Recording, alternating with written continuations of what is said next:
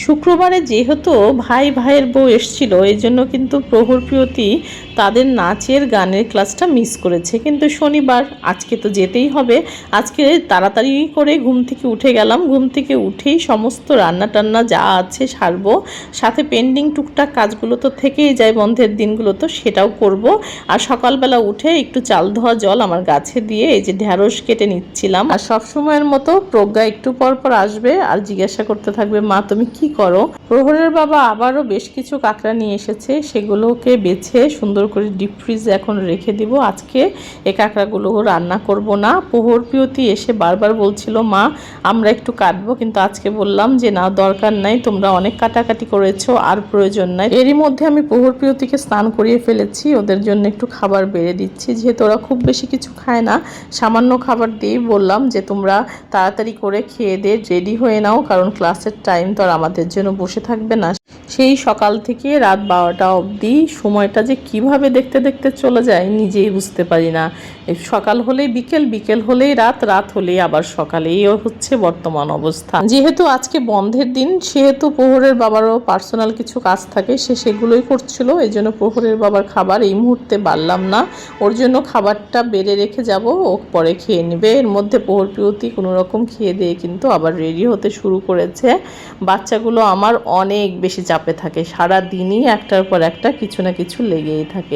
অনেক সময় আমি কোনো কিছু ইউজ না করেও বেরিয়ে যাই, শুধুমাত্র সানস্ক্রিনটাই আমি রেগুলার ইউজ করি, আর কোনো কিছু ইউজ করি না। প্রহর প্রিয়তির বায়না মেটাতে অনেক সময় টিপ পরতে হয়, লিপস্টিক দিতে হয়। কোনো রকম রেডি হয়ে আবার তাদের ঘুঙুর পরানোর কাজে ব্যস্ত হয়ে গেছি। অন্য সময় ওর বাবাই পরিয়ে দেয়, কিন্তু আজকে ওর বাবা ব্যস্ত আছে। এই জন্য আমি বললাম যে তোমরা আর ওয়েট করো না, তাহলে দেরি হয়ে যাবে ক্লাসের, আমি পড়িয়ে দিচ্ছি। কারণ তারা আবার ওয়েট করে থাকে তার বাবা কখন তাদেরকে ঘুঙুর পরিয়ে দিবে। আমাদের জীবন চক্রগুলো খুবই অদ্ভুত। আজকে প্রহর প্রিয়তি কিন্তু আমাদের উপর ডিপেন্ডেন্ট, অথচ একটা সময় আসবে যখন প্রহর প্রিয়তির উপর আমরা দুজন ডিপেন্ডেন্ট হয়ে যাব। কিছুদিন আগে জনপ্রিয় অভিনেত্রী বিপাশা হায়াতের একটা সাক্ষাৎকার দেখেছিলাম। সেখানে তাকে প্রশ্ন করা হয়েছিল, আপনার এই সাদা চুলটা সাদাই কেন রাখছেন, এটাকে কোনোভাবে কোনো কালার বা কেন আপনি কোনো কিছু ইউজ করছেন না। বিপাশা হায়াত এমনভাবে উত্তর দিয়েছেন, আর উত্তরটা এত বেশি মুগ্ধ করেছিল আমাকে।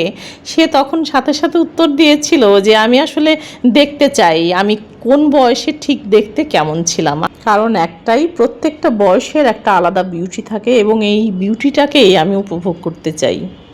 যাদের মন মানসিকতা আসলে অন্যরকম, যারা আসলে অনেক বেশি জ্ঞানীগুণী, তারা এরকম চিন্তা করে। আমরা সাধারণরা যদি এভাবে চিন্তা করতে পারতাম, তাহলে তো আমরা তাদের মতো অসাধারণই হয়ে যেতাম। আর প্রহর প্রিয়তির এর মধ্যে ক্লাসও শেষ হয়ে গেছে। আজকে 2 মাসের বেতন একসাথে দিয়ে দিলাম। যেহেতু সামনেই ঈদ আসছে, এই জন্য আসলে সব কিছু ডিউস যেগুলো থাকে এগুলো ক্লিয়ার করলে নিজের থেকেও প্রশান্তি লাগে।